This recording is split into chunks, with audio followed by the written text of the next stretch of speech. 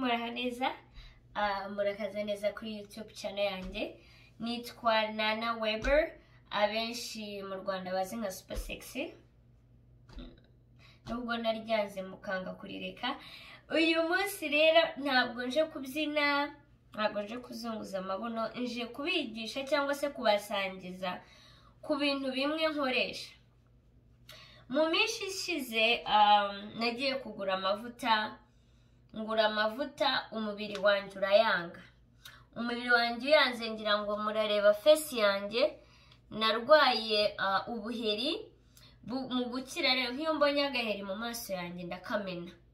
Rero iyo umenye agaheri mu maso yawe kagusigira ibara ry'umukara. Ngira ngo munyitegeze neza nta filter irimo hano, nta kintu cyose ni kamera yonyine. Murabibona ko face yanjye yarangiritse. Amavuta bampaye aratukuza kandi ibyo kwitukuza nari narabiretse. Nshaka gusubira ku mubiri wanjye kubera ko byari nari maze kubihaga kwa. Noneho rero nagira ngo mumfashe, hari undi muntu uri aho ngaho nawe wenda ufite ikibazo nk'icyanjye cyangwa se ufite uruhu nk'urwanjye. Ngira uruhu ruri dry, rwumye. Uruhu rwanjye rurumye cyane cyane nko mu bukonje rukunda kuma cyane. Noneho rero hari ibintu bimwe na bimwe nagiye nkorera ubushakashatsi, shaka ngo njyewe nawe trying turebe yuko bizadukorera, sibyo?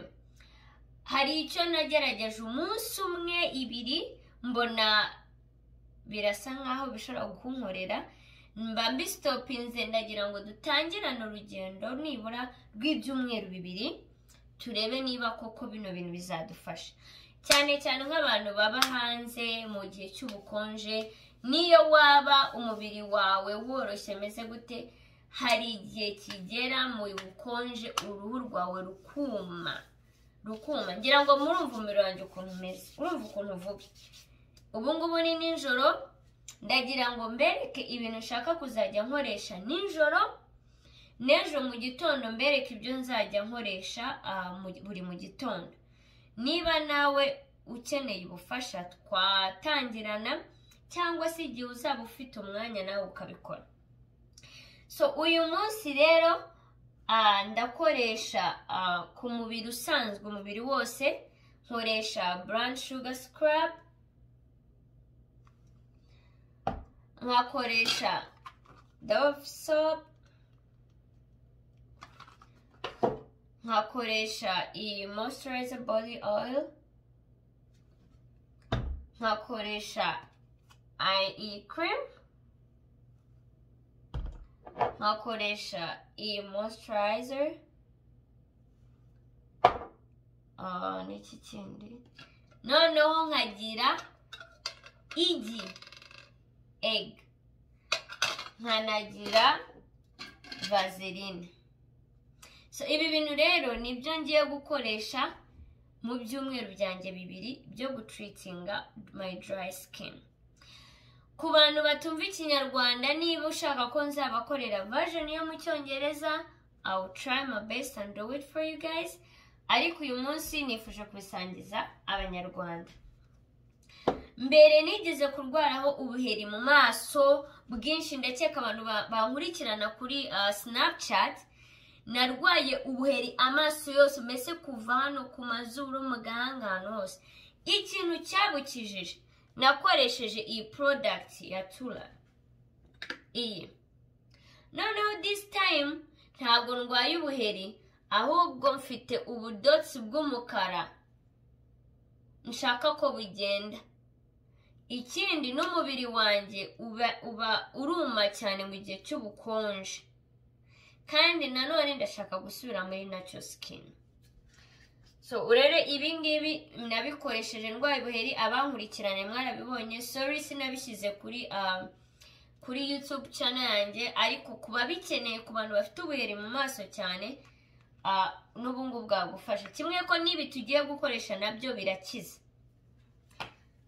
So uyu munsi rero iyi ngiyi scrub nyikoresha ku mubiri wose mu gihe ngiye gukaraba. Murabizi ibintu byo gukoresha scrub mbese ni nko kwikubakwa, nyumva ukitsirita neza ikagukuraho imyanda. None iyi sabune yo rero abantu benshi murayizi, igura makeya, ni isabune nziza ku mubiri uri dry. So niba nawe hari indi ufite, ntabwo mvuga za zindi zo kwitukuza, niba ari nijoro ugiye kuryama cyangwa se ushaka kwikuraho makeup, ugerageza ukoreshe iyi sabune. Isabune ni nziza kandi ihumurana neza. Ikindi ni vaseline, kandi nanone vaseline ntabwo ari zose, ujye ureba vaseline nziza. Okay. So uyu munsi rero icyo nkora, ndashaka kubanza koza mu maso hanjye. Mu maso hanjye nijoro iyo ngiye kuryama mbanza kwiyuhagira umubiri wose, namara kwiyuhagira cyangwa se gukaraba nibwo nza nkakoresha bino bintu mu maso hanjye. Ariko ku mubiri nkoresha iyi scrub, nkakoresha n'iyi sabune mu gihe ndimo gukaraba. Mbanza kwiscrubinga, noneho nyuma nkashyiraho isabune, nkasohoka muri dushe. So rero ngiye gukaraba, ubundi ngaruke dukore ku gice cyacu cyo mu maso. Ubu rero ndangije gukaraba, ngiye gutegura mu maso hanjye ha nijoro, kubereka ibintu nkoresha iyo ngiye kuryama. Nk'iyo ndi bukore nijoro, ntegereza umunsi ndi off akaba ariko mbikora. Ntabwo ubikora buri munsi, ubikora ndavuga ibyo gukoresha igi, bikoresha nibura kabiri mu cyumweru, ariko ibindi bikurikiyeho byose mbikoresha nibura buri nijoro. Cyangwa se niba nakoze ijoro, nk'iyo ntashye mbere yuko ndyama, fata iminota nk'itanu yo kubikora. Wenda iryo gisi ndikoresha ariko nkakoresha ibindi nkaryama, sibyo? So rero maze gukaraba, nkoresheje iyi brown sugar scrub, sinzi namuyibona neza. Maze kuyikoresha cyane cyane nyikoresheje mu maso, narangiza nkakaraba iyi sabune. Nyamurana ku maso hanjye wagira ngo nsizemo amavuta, nta kintu ndisiga na gito pe, habe no ku mubiri wanjye wose. Noneho rero ngiye kubereka uburyo mvanga igi ryanjye na vaseline. Ikintu nkora, iri gi ndarikubita, nkakoresha akantu k'umuhondo konyine. Bya bindi by'umweru ntabwo mbikoresha, nkoresha k'umuhondo konyine. Noneho narangiza nkafata ka vaseline gakeya, urabona kayiko gatoya, ntabwo kuzuza, nibura igice cyako, noneho ukabivanga. Nibyo ngiye kubereka rero noneho. Sinabibona.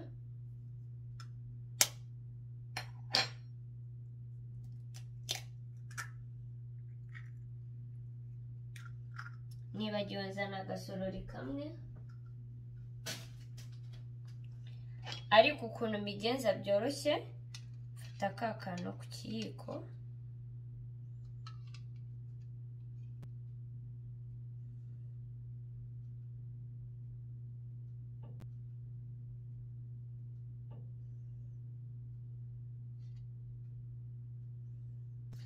so mfite akantu k'umuhondo konyine, as you can see.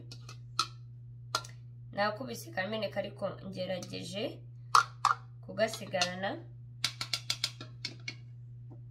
Nanjye nafase vaseline,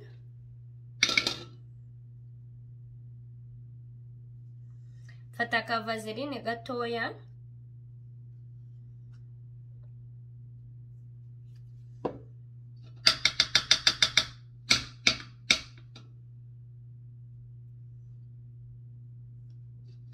icyo ukora urabivanga.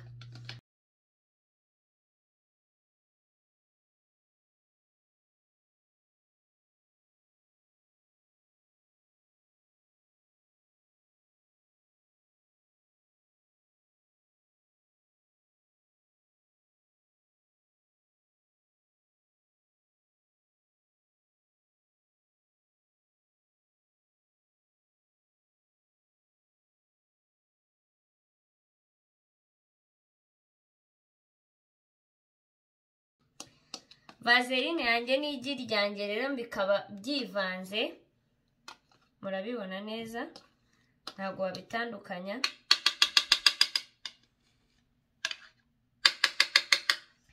Ikintu nkurikizaho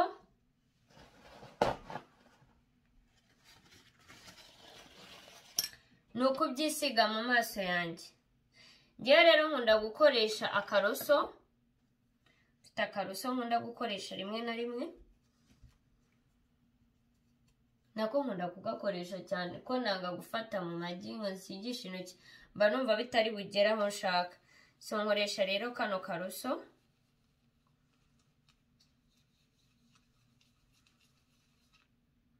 aka ubaye utagafite wakoresha intoki, ariko njye nkunda gukoresha akaroso.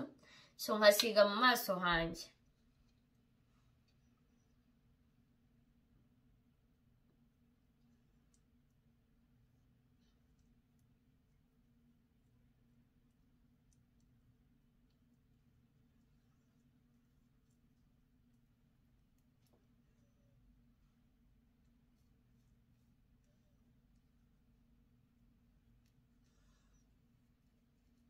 Ugerageza no kugeza nibura ku ijosi ho gatoya, kugira ngo ijosi ryawe rimacinge fesi yawe. Ko hari abantu bibagirwa ijosi gato ugasanga wagira ngo mu maso n'umwana muto, ijosi ryaraketse ryaje rimyinkanyari. Jya ugerageza nibura n'iryo josi urikoreho, niyo utageze hasi cyane ariko nibura hano hegereye fesi. Njye niko mbigenza.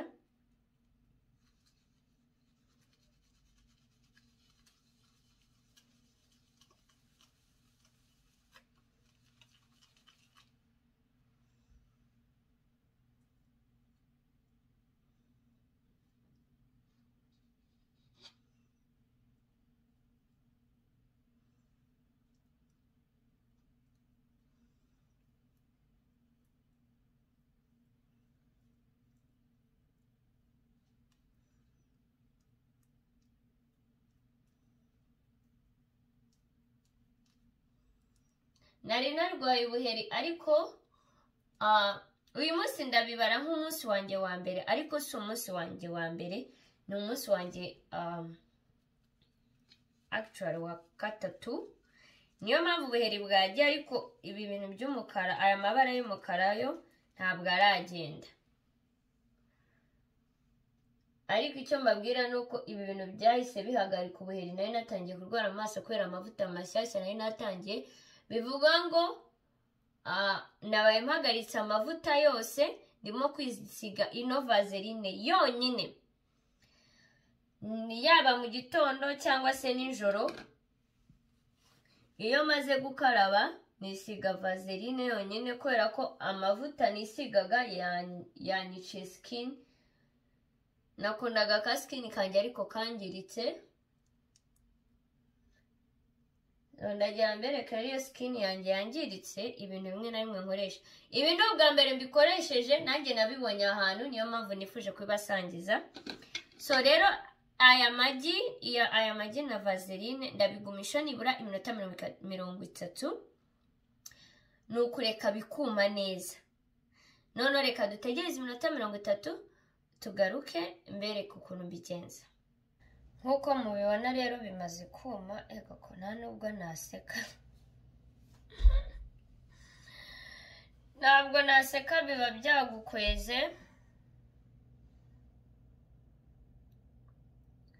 Ndeba ngo kwasama. Okay, ngiye gukaraba mu maso, nkarabisha amazi y'akazuyazi. Ntabwo nkoresha amazi akonje.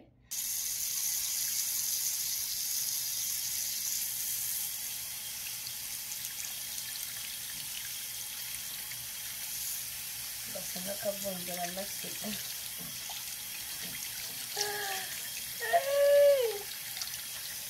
Rero iyo ukaraba mu maso ntabwo ukarabishamo isabune, ukaraba amazi yonyine. Rero ngo amagi arimo vaseline.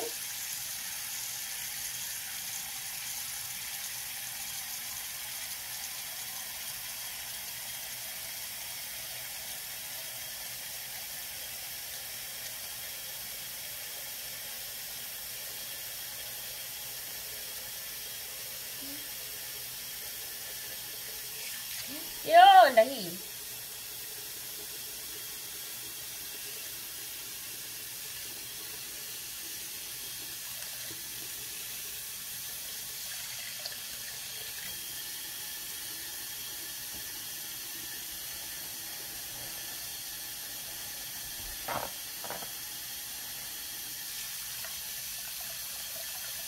Ndashaka kongera gutya. Okay, ngiye gukaraba mu maso.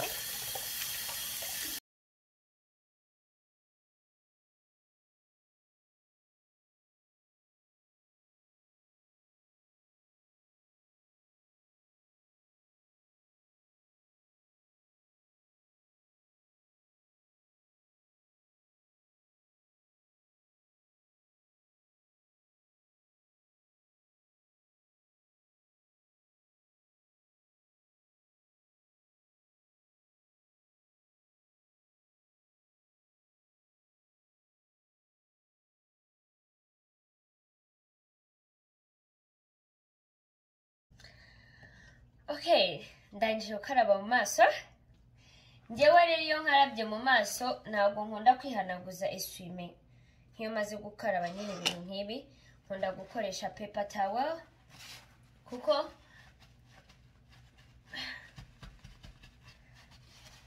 ntekereza ko imaraho amazi neza, iranyumutsa.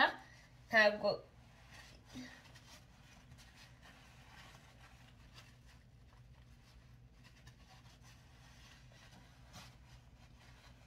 ariko iyo nihogiye nyine bisanzwe nkoresha eswime, ariko gutya ndakoresha paper towel. So ikintu nkora rero, iyi oil ya cocoa butter niyo nisiga umubiri wose, nyisiga umubiri wose. Ni ukuvuga ngo mbanza kuyisiga nkanayivanga n'aka ka oil gakeya.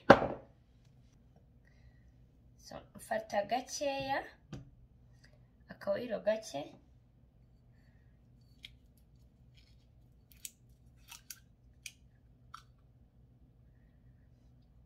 narangiza nkafata niyi nashyiraho nako ka oil gakeya kayo. Bisanzwe nkagira gutya nkasiga mu maso hanjye.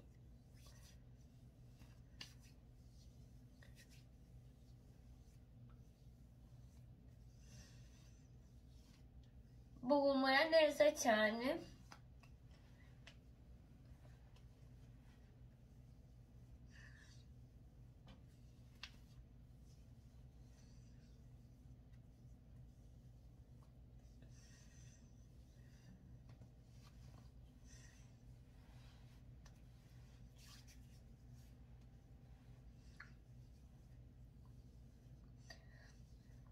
So no kuvuga ngo rero nijoro iyo maze kwiyuhagira umubiri wose, iyi ngiyi ngiye kwisiga umubiri wanjye wose. Ariko iyi ngiyi nayo ni iy'umubiri, ariko kora kari agacupa gato ngiye nkunda kwisiga mu maso honyine. Kuvuga ngo nzajya nyisiga mu maso honyine bitewe n'ukuntu n'ibintu nabonye ikorwamo, nifuza kuyikoresha mu maso honyine. Iyi akaba ariyo nsiga umubiri wose. Noneho mu gihe cya kumanywa rero nababwiye nkaraba iyi sabune, nkoresha iyi cleanser, narangiza nkisiga aya mavuta. Ariko aya mavuta nyisiga namaze kwisiga imwe muri izi oil, cyangwa se nkazivanga kuriya nkabona kurenza aya mavuta. Ntabwo yo nyisiga nijoro. Nijoro nkunda gukoresha nyine biriya nkanasiga nkakoresha ubu oil. None iminwa yanjye rero irumye, nkunda gusigaho ka vaseline.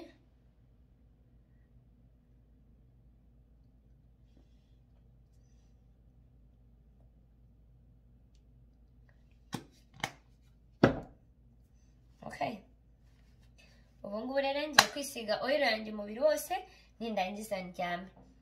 Tuzahure rero ikindi gihe ngiye kubera uburyo nkoreshamo mu ibikoresho byanjye mu gihe cya mu gitondo cyangwa se cya kumanywa, cyangwa se nk'iyo ntakoresheje amagi n'ubundi n'ibiriya nkoresha.